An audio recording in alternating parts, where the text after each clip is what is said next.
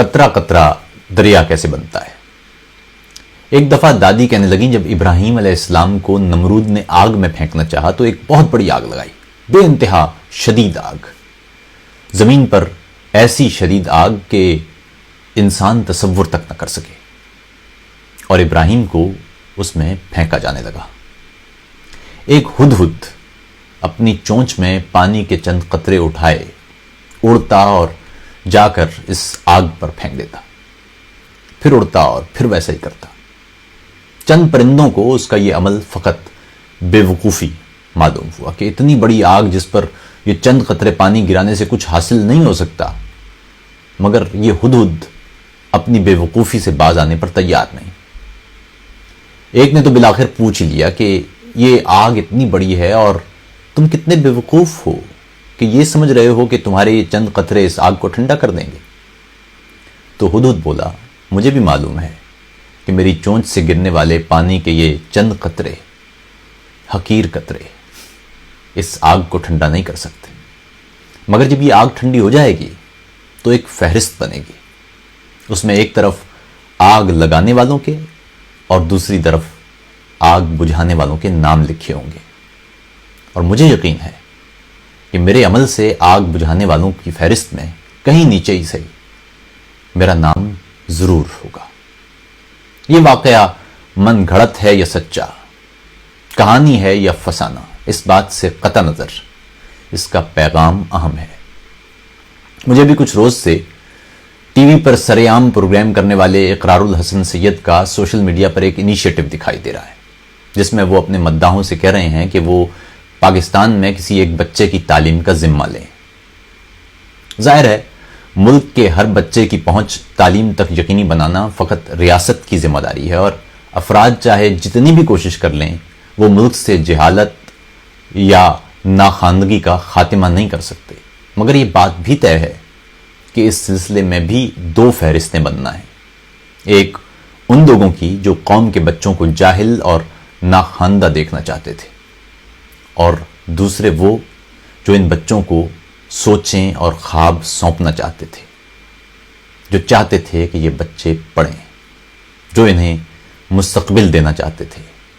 یا جو انہیں ہنرمند بنا کر معاشی طور پر اس جگہ پر دیکھنا چاہتے تھے جہاں کم از کم ان کی اگلی نسل بہتر تعلیم حاصل کر سکے۔ اقرار الحسن کا یہ اقدام یقیناً اس ہدہد کی چونچ میں دھرے پانی کے چند قطروں سے زیادہ اہم نہ ہو جو جہالت کی اس وسیع آگ پر گرایا جا رہا ہے یا گرائے جا رہے ہیں، مگر فہرست پھر بھی بننا ہے اور نام پھر بھی لکھے جانا ہے۔ ہماری ریاست اور تمام قوم کو معلوم ہونا چاہیے کہ ہم کوئی صنعتی ملک نہیں ہیں، اور نہ ہی ہمارے ہاں نالج اکانومی اپنی بھرپور شکل میں موجود ہے۔ اس پر ہمارا تعلیمی نظام بے انتہا فرسودہ اور سوالات سونپنے اور تحقیق اور جستجو پیدا کرنے کی بجائے فقط انسانی دماغ کو مفلوج بنانے والا ہے۔ مگر اس ریاست میں عوام کی عمروں کا میڈین 23 ہے، یعنی ملکی آبادی کا سب سے بڑا حصہ نوجوانوں پر مشتمل ہے، اور ایسے میں ریاست کی سب سے بڑی ذمہ داری یہی ہو سکتی ہے کہ ان بچوں کو تعلیم دی جائے اور ہنرمند افراد پیدا کیے جائیں۔ ہمیں نئے سرے سے اپنے نصاب مرتب کرنے کی ضرورت ہے۔ جدید دنیا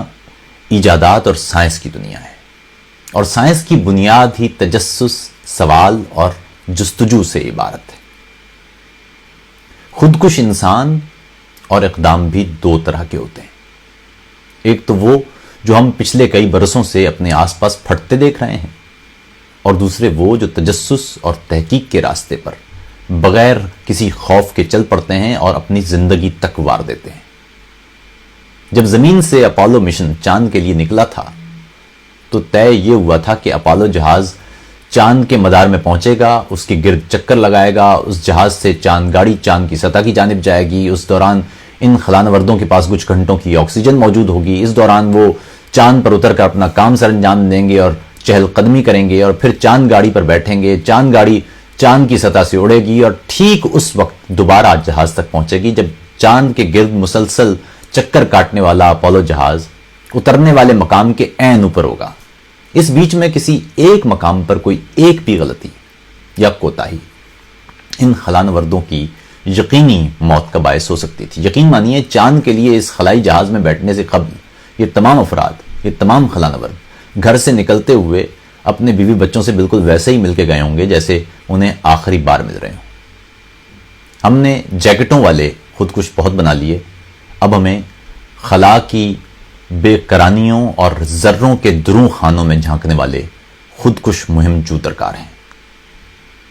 اپنی ذات وار کر کائنات کے راز سمجھنے والے خودکش۔ خود سے ہی سوال کیجئے کہ ہمارا موجودہ نظام تعلیم اور نصاب تعلیم کس طرح کے اذہان یا افکار پیدا کر سکتا ہے؟ کیا اس نظام سے کوئی آئنسٹائن، کوئی نیلز بوہر، کوئی سٹیفن ہاکنز، کوئی گیلیلیو یا ڈارون پیدا ہو سکتا ہے؟ ہمارا نصاب تو کئی مقامات پر سائنس سے ہی متصادم ہے، اور سائنس کے بھی حقائق سے، قوانین سے۔ اس کائنات کے چھپے راز کھوجنے کے لیے اپنی جان جوکھوں میں ڈالنا ایک روحانی عمل ہے، اور اس کی اساس فقط تعلیم بلکہ معیاری تعلیم سے وابستہ ہے۔ بہتر اور معیاری تعلیم تک پہنچنے کے لیے بھی ہمیں افراد کی معاشی حالت کو بہتر بنانا ہوگا، اور اس کے لیے بھی تعلیم ہی درکار ہوگی۔ حدود کی چونچ میں موجود پانی کی طرح کے یہ قطرے اقرار الحسن اور ان جیسے بہت سے افراد کا شکریہ ادا کرنے کے لیے ہماری جانب سے کافی ہیں۔ شکریہ ان تمام لوگوں کا جو ملک میں بچوں کو اسکول بھیجنے پر کم از کم سوچ رہے ہیں اور اپنی جانب سے اپنے سے ہی کوئی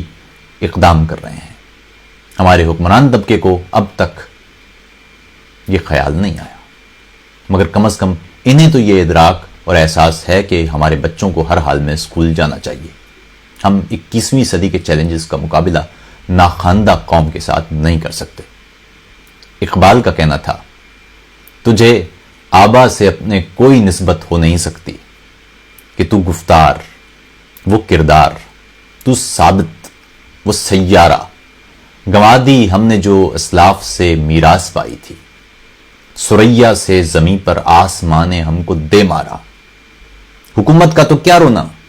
کہ وہ ایک عارضی شے تھی،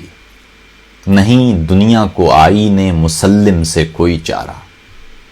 مگر وہ علم کے موتی کتابیں اپنے آبا کی، جو دیکھیں ان کو یورپ میں تو دل ہوتا ہے سی پارا۔ اقرار الحسن اور پاکستان میں تعلیم کے میدان میں کام کرنے والے تمام افراد کو بے انتہا خراج عقیدت، خراج تحسین۔ آپ لوگوں کا بہت شکریہ کہ آپ نے کم از کم یہ محسوس کیا کہ تعلیم کتنی اہم ہے، اور ہم اپنی قوم کو تعلیم یافتہ بنائے بغیر اس دنیا کے چیلنجز سے نہیں نمٹ سکتے۔